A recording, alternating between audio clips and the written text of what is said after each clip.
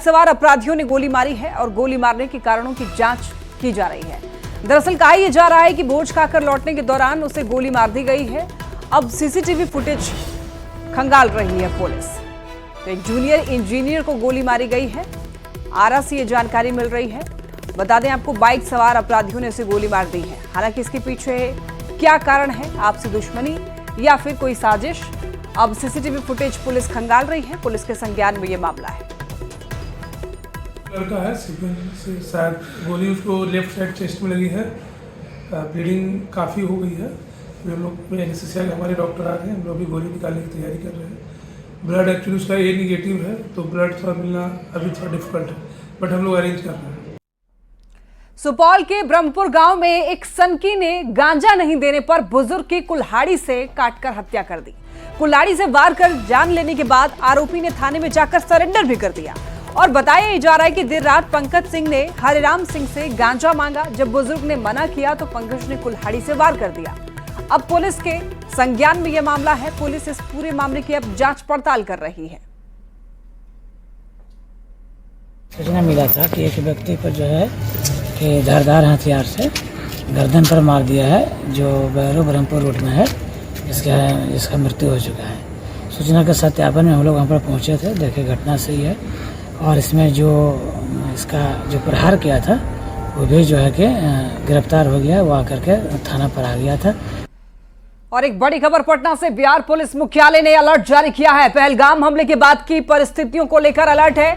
ISI की गतिविधियों को लेकर कड़ी चौकसी के निर्देश दिए गए हैं। देखिए, नेपाल से लगने वाली सीमा पर विशेष निगरानी हो, पीएचक्यू का ये निर्देश। आतंकी किसी बड़ी घटना को अंजाम दे सकते हैं। एडीजी लॉ एंड ऑर्डर का भी सभी जिलों के एसपी को निर्देश है। टीवी और सोशल मीडिया पर नजर रखने के भी निर्देश दिए गए हैं और हमले से जुड़े हुए वीडियो कमेंट पर नजर रखे जाएंगे। भीड़भाड़ वाली जगहों पर भी विशेष निगरानी होगी। धार्मिक स्थल, बाजार, रेलवे की सुरक्षा को लेकर भी अलर्ट है। भीड़भाड़ वाले स्थल पर पुलिस निगरानी रखेगी और सभी जगहों पर पुलिस ने गश्ती बढ़ा दी है। सांप्रदायिक सौहार्द बनाए रखने के भी निर्देश दिए गए हैं। तो पाकिस्तान और भारत के बीच में बढ़ते हुए तनाव को लेकर अब भारत में अलर्ट जारी किया गया है। पुलिस प्रशासन को चौकन्ना अलर्ट रहने का भी निर्देश दिया गया है। भीड़भाड़ वाली जगहों पर, सार्वजनिक स्थलों पर, धार्मिक स्थलों पर खासतौर पर अलर्ट वहां पर किया गया है। सभी लोगों को पुलिस प्रशासन की गश्ती वहां पर बढ़ा दी गई है ताकि कोई भी अनहोनी ना हो सके, क्योंकि ये आशंका जताई जा रही है कि आतंकी संगठन के लोग यहां पर कोई बड़ी घटना को अंजाम दे सकते हैं। और इसी वजह से एडीजी लॉ एंड ऑर्डर ने सभी जिलों के एसपी को भी निर्देश दिए हैं।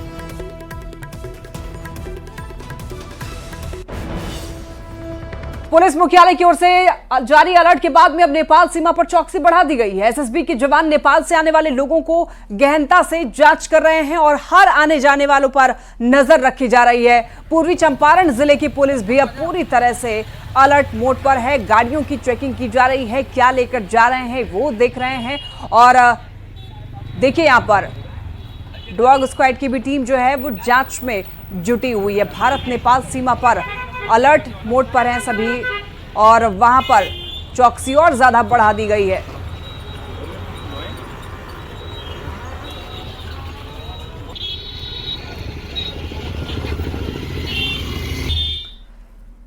पाकिस्तान से तनाव के बीच राज्यों के निर्देश को लेकर बड़ी खबर है। देखिए, गृह मंत्रालय ने कुछ राज्यों को निर्देश दिए हैं।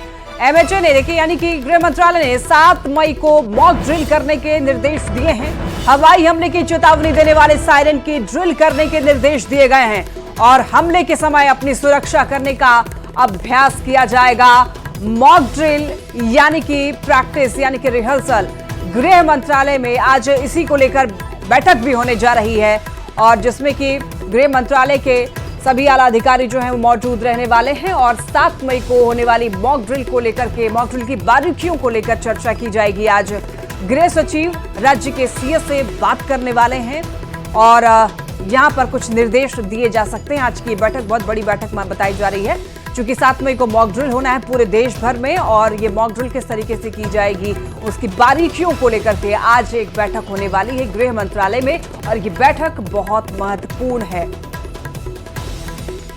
और इसी बीच बीजेपी से राज्यसभा सांसद देखिए मनन मिश्रा ने बड़ा बयान दिया है। गोपालगंज में उन्होंने कहा कि देशवासियों को धैर्य रखना चाहिए, प्रधानमंत्री नरेंद्र मोदी की सरकार पाकिस्तान को माकूल जवाब देगी, पाकिस्तान दोबारा गलती नहीं करेगा। गोपालगंज से खबर मिल रही है, पाकिस्तान को करारा जवाब मिलेगा, ऐसा कहना है मनन मिश्रा का। इन्होंने कहा है कि देशवासियों को धैर्य रखना चाहिए, पेशेंस रखिए, प्रधानमंत्री नरेंद्र मोदी की सरकार पाकिस्तान को माकूल जवाब देगी।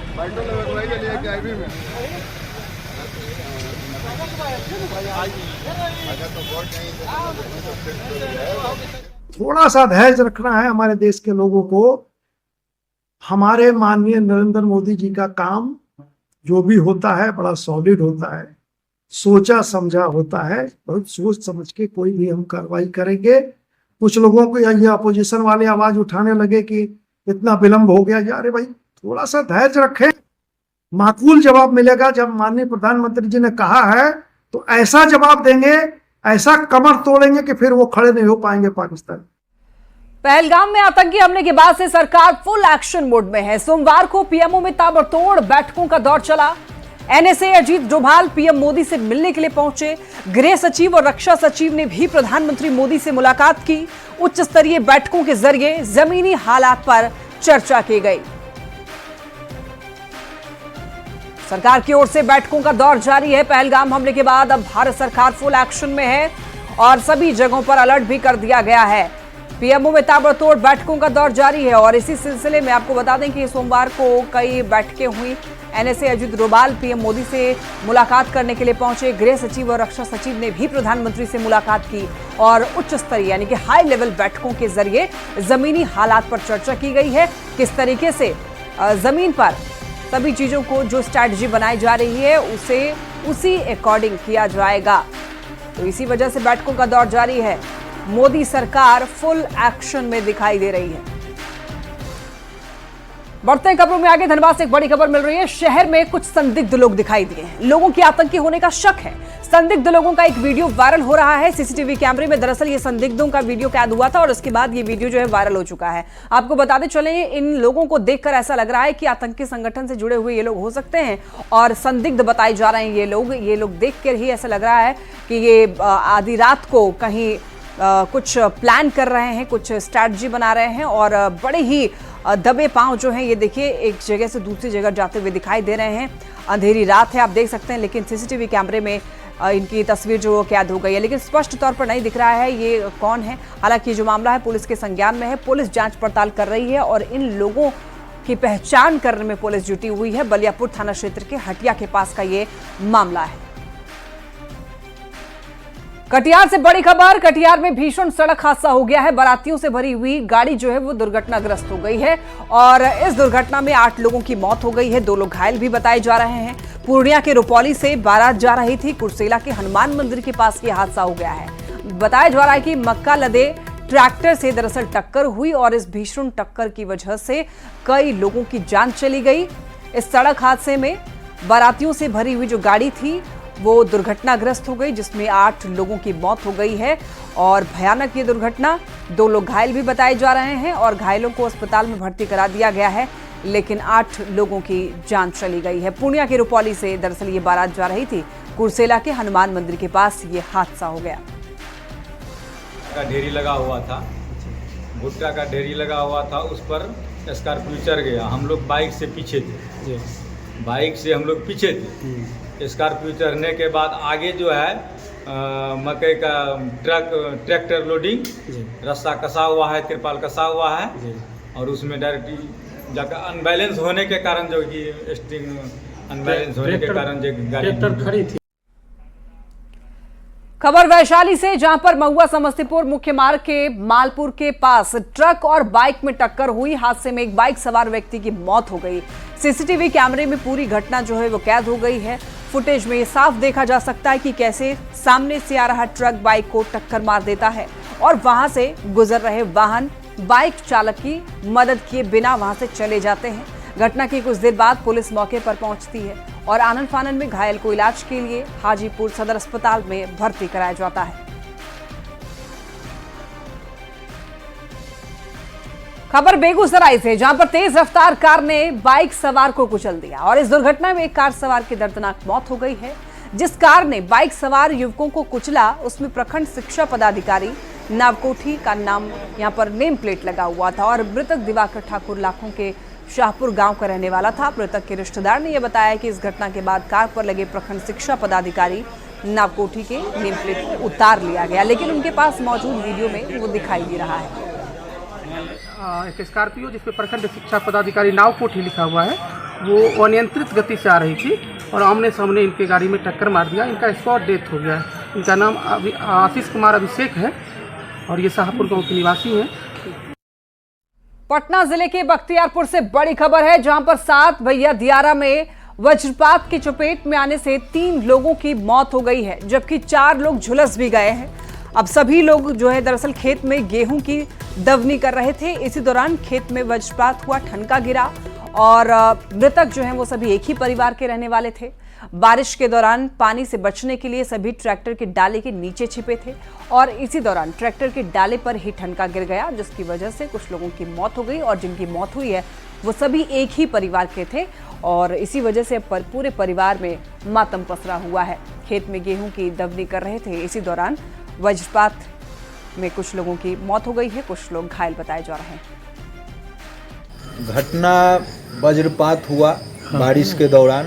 उसके दौरान जो है 3 व्यक्ति का जो है मृत्यु हो गया, 5-6 व्यक्ति घायल हो गए। 5-6 व्यक्ति घायल हुए हैं, जिनमें किन्हीं का पैर जल गया, किन्हीं का हाथ जल गया, किन्हीं का पीठ जल गया है और बाकी जो है एक ही परिवार के 3 व्यक्ति जो है मतलब मर गए हैं। गोपालगंज में डुमरिया पुल से गंडक नदी में गिरकर एक महिला की मौत हो गई। यह घटना महमदपुर थाना क्षेत्र के डुमरिया घाट की है। मृतक महिला की पहचान नहीं हो सकी है। महिला रात में अचानक पुल से नीचे गिरी, जिसके बाद वहां शव का दाह संस्कार कर रहे लोगों ने पुलिस को इसकी सूचना दी। घायल महिला को सदर अस्पताल में लाया गया, लेकिन तब तक उसकी मौत हो चुकी थी। डुमरिया घाट पुल का नीचे गिर गई थी पानी में, वहीं से उठा कर लाया गया है। जिंदा थी, उठी था, अस्पताल में हम लोग ले आए तो मर गई।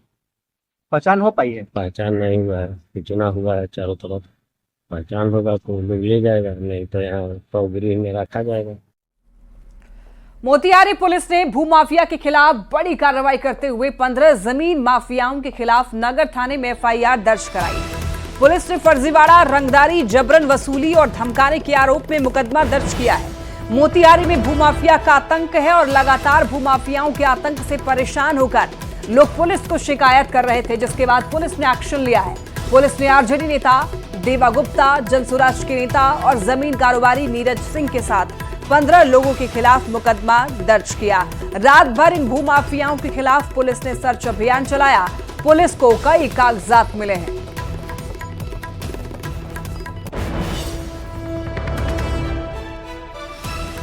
जनसुराज नेता नीरज सिंह पर कार्रवाई। मोतिहारी से बड़ी खबर मिल रही है। रंगदारी, मनी लॉन्ड्रिंग का आरोप है और आपको बताते चलें कि रात भर इन भूमाफियाओं के खिलाफ पुलिस ने सर्च अभियान चलाया है। पुलिस को कई कागजात भी मिले हैं, यानी कि कई डॉक्यूमेंट्स पुलिस के हाथ लगे हैं। बता दें आपको, भूमाफियाओं के आतंक से परेशान होकर लोग पुलिस को शिकायत कर रहे हैं। एक बड़ी खबर पटना से, नीतीश कुमार आज बैठक करने वाले हैं और ये बैठक बड़ी महत्वपूर्ण मानी जा रही है। बिहार बीजेपी के बड़े नेताओं के साथ आज ये बैठक होने वाली है। सीएम आवास पर ही बैठक होगी। बैठक में बिहार बीजेपी के 6 से 7 नेता शामिल हो सकते हैं। विधानसभा चुनाव को लेकर ये बैठक होने वाली है। तो विधानसभा चुनाव को अभी हालांकि समय है, लेकिन बैठकों का दौर जारी है। तैयारियां जोरों शोरों से पार्टियों की तरफ से की जा रही है और इसी सिलसिले में विधानसभा चुनाव को लेकर नीतीश कुमार आज बड़ी बैठक करने वाले हैं। बिहार बीजेपी के बड़े नेताओं के साथ सीएम आवास पर ही बैठक होगी और कहा जा रहा है कि 6 से 7 नेता जो हैं बीजेपी के शामिल हो सकते हैं इस बैठक में।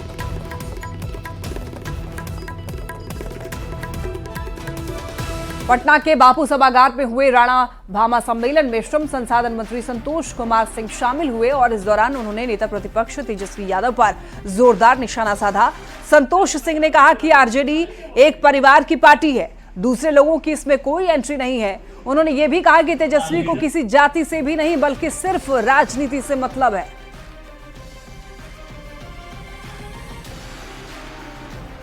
बिहार विधानसभा चुनाव से पहले एआईएमआईएम के प्रमुख असदुद्दीन ओवैसी बिहार में पूरी तरह से एक्टिव दिखाई दे रहे हैं। ओवैसी के निशाने पर आरजेडी है।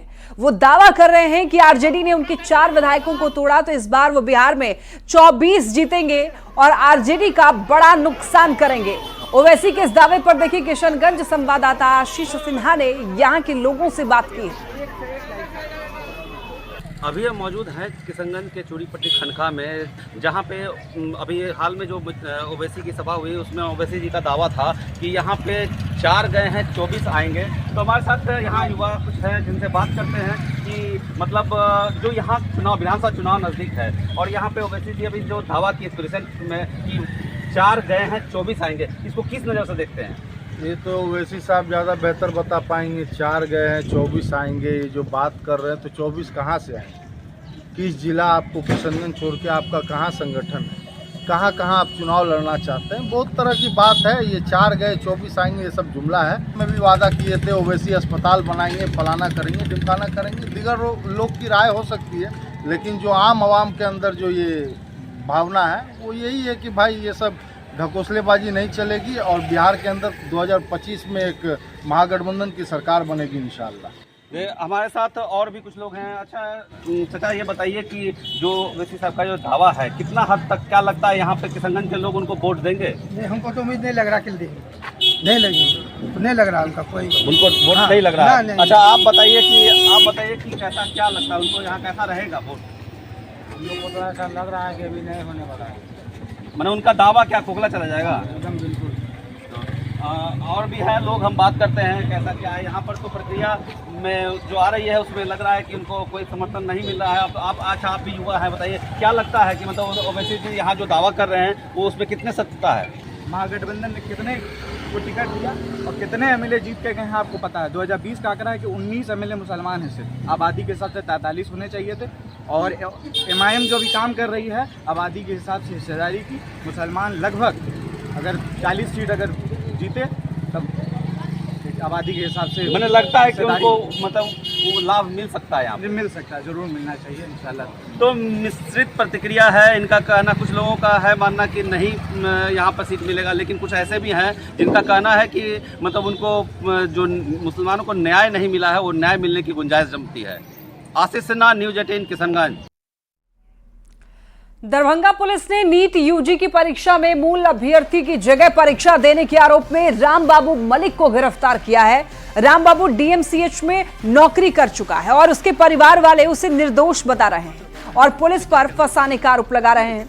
रामबाबू पर डीएमसीएच में पारा मेडिकल और एमबीबीएस के छात्रों से काउंसलिंग के दौरान पैसे लेने का आरोप सच साबित हो चुका है, जिसके बाद 2023 में उसे नौकरी से हटा दिया गया था। उसके बाद जमीन कारोबार और नीट यूजी की परीक्षा में फर्जीवाड़े से ये जुड़ गया।